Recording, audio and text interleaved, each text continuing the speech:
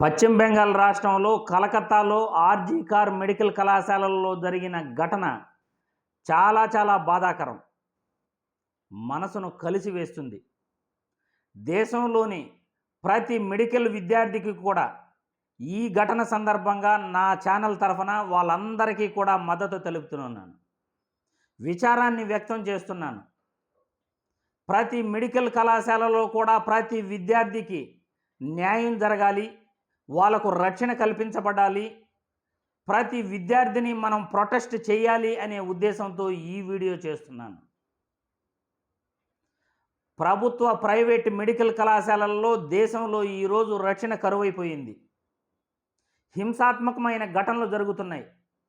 దేశంలోనే కాదు, ఏపీలో కూడా ఇటువంటి ఘటనలు చాలా మెడికల్ కళాశాలలో జరుగుతున్నాయి.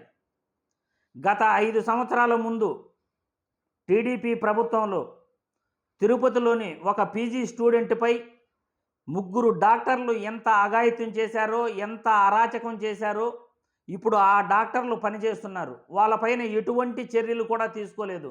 రికమెండేషన్ వాడుకుని బయట వచ్చేశారు.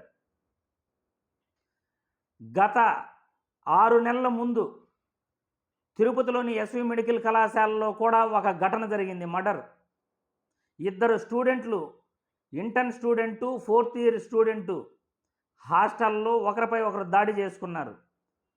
ఆ దాడికి ఘటన సందర్భంగా దాడి చేసిన స్టూడెంట్ చనిపోయాడు. చాలా మెడికల్ కళాశాలల్లో గంజాయి విచ్చలవిడిగా అమ్ముతున్నారు. విద్యార్థినులకు అయితే అసలు అమ్మాయిలకైతే రక్షణ లేదు, అబ్బాయిలకు కూడా రక్షణ లేదు. మెడికల్ కళాశాలల్లో మేము డాక్టర్ కావాలి, మంచి డాక్టర్ కావాలి అనే కలలు కనే డాక్టర్లకు రక్షణ లేకపోతే, మెడికల్ కళాశాలల్లో విద్యార్థినులకు రక్షణ లేకపోతే, మహిళలకు రక్షణ లేకపోతే మనం దేశాన్ని ఎలా కాపాడుకోగలుగుతాం? రోగులకు వాళ్ళు ఎలా వైద్యం అందించగలుగుతారు? ప్రతి మహిళకు, ప్రతి ప్రభుత్వ మెడికల్ కళాశాలల్లో విద్యార్థులకు, విద్యార్థినులకు ప్రతి ఒక్కరికి మనం రక్షణ కల్పించాలి. కానీ ఈరోజు పరిస్థితి అందుకు విభిన్నంగా ఉంది. పశ్చిమ బెంగాల్లోని కలకత్తాలో ఆర్జీ కార్ మెడికల్ కళాశాలల్లో ఆ అమ్మాయిపై ఎంత అత్యాచారం చేసి దుర్మార్గంగా హింసించి ఎలా చంపేశారో ప్రతి ఒక్కరికి తెలుసు. ఈరోజు ఒకరు కాదు, 2 కాదు, దాదాపు 5-6 మంది పైనే ఆ అమ్మాయిపై అత్యాచారం చేశారు.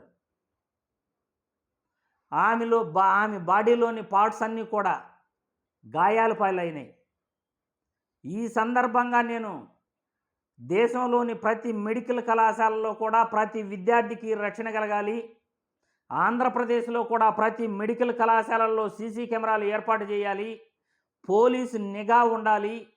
మహిళా పోలీసు వ్యవస్థ ఖచ్చితంగా మహిళలకు రక్షణ కల్పించాలి.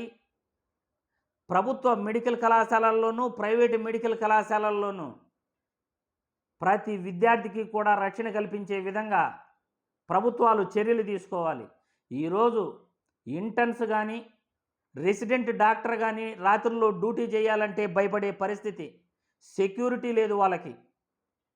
రాత్రుల్లో వాళ్ళు 3 రోజులు కూడా రెసిడెన్స్ డాక్టర్లు వర్క్ చేస్తుంటారు, కంటిన్యూగా 3 రోజులు రాత్రింబవళ్ళు.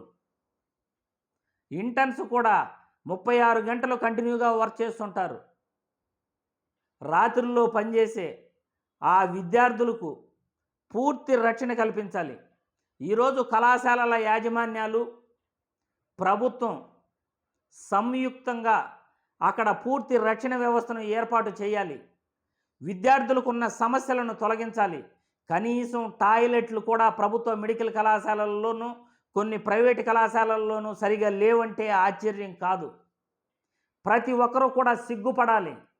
మన భారతదేశంలో ప్రభుత్వ మెడికల్ కళాశాలల్లో, ప్రైవేటు మెడికల్ కళాశాలల్లో ఎంత అధ్వానంగా మనం నడిపిస్తున్నామో, ఎంతమంది విద్యార్థులు ఇబ్బందులు పాలవుతున్నారో.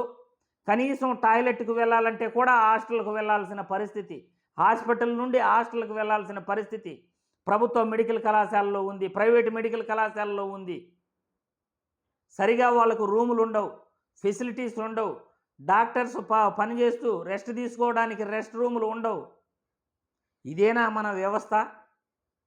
ప్రజలకు ప్రజల ప్రాణాలకు రక్షణ కల్పించే డాక్టర్లకు ఇస్తున్న విద్యార్థులకు ఇస్తున్న రక్షణ ఇదేనా మనం? ప్రభుత్వాలు రక్షణ వ్యవస్థను పటిష్టం చేయాలి.